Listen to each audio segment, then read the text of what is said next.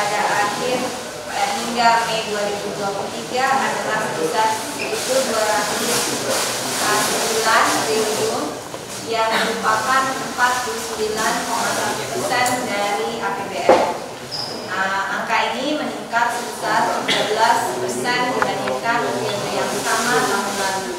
Sementara itu, belanja negara tercatat sebesar 1.005 triliun, yang mana itu adalah 32,8% dari APBN, yang meningkat 7,1% dibandingkan periode yang sama tahun lalu.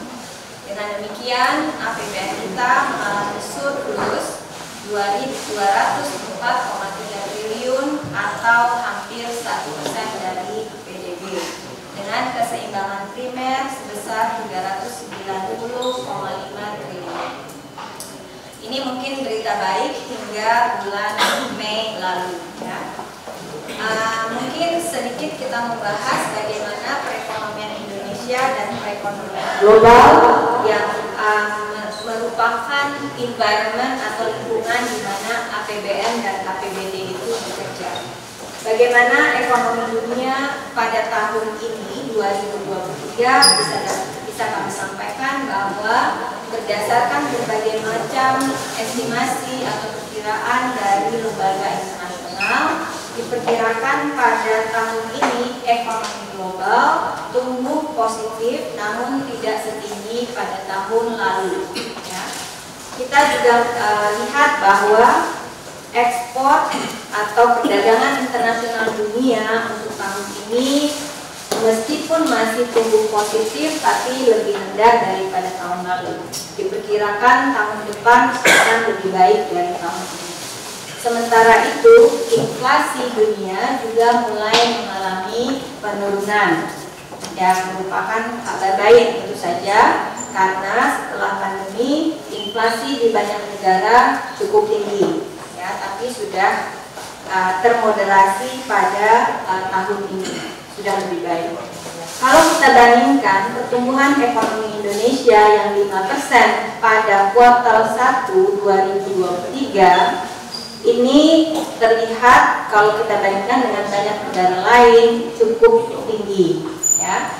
Dimana kalau kita lihat misalnya Cina hanya tumbuh 4,5%, Brazil hanya 4%, Meksiko hanya 3,7%, sehingga 5% untuk Indonesia relatif lebih baik dibandingkan banyak negara berkembang lainnya. Kalau kita lihat beberapa indikator setelah kuartal 1 2023, terlihat bahwa consumer index kita positif dan tumbuh, sehingga itu menimbulkan kepercayaan kepada ekonomi. Begitu juga dengan purchasing manager index manufaktur juga dalam teritori ekspansi. Beberapa indikator lain seperti Mandiri Spending Index juga memperlihatkan bahwa konsumsi masyarakat masih tumbuh positif. Demikian juga permintaan akan listrik, konsumsi listrik, walaupun hari ini kita mati, ya. Pada bulan Mei dan Juni masih terlihat pertumbuhannya yang cukup positif. Inflasi di Indonesia relatif terjaga dengan baik di angka 4% pada bulan Mei. Dan berdasarkan berita dari BPS, pada bulan Juni inflasi lebih rendah lagi dari 4%. Kalau kita bandingkan kembali dengan berbagai negara di dunia, inflasi 4% Indonesia itu juga cukup rendah. Ya, kalau kita lihat di Amerika, inflasi masih relatif tinggi. Misalkan di Amerika Serikat sebetulnya pada bulan yang sama sudah di 4% juga, India 4,3%, Kanada 4,4%, alhamdulillah rabbil alamin, Singapura masih di atas 5%. Jadi banyak negara yang inflasinya masih lebih tinggi dibandingkan Indonesia. Misalkan Turki hampir 40% inflasinya, sehingga tentu ini akan mengerus daya beli masyarakat di sana. Kalau kita lihat ekspor dan impor, yang Banten juga tentu penyumbang besar di ekspor Indonesia, bisa kita lihat pada bulan Mei lalu ekspor kita tercatat sebanyak 21,72 miliar dolar impor kita 21,28 miliar sehingga menghasilkan surplus terhadap neraca perdagangan. Ekspor kita masih tumbuh, impor juga masih tumbuh walaupun pertumbuhannya masih relatif rendah saat ini. Bulan ini, bulan Mei adalah bulan ke-37 kita mengalami surplus neraca perdagangan yang tentu harus kita pertahankan untuk selalu surplus karena itu adalah sumber devisa bagi negara. Bagaimana dengan tadi sudah disampaikan, kita langsung ke slide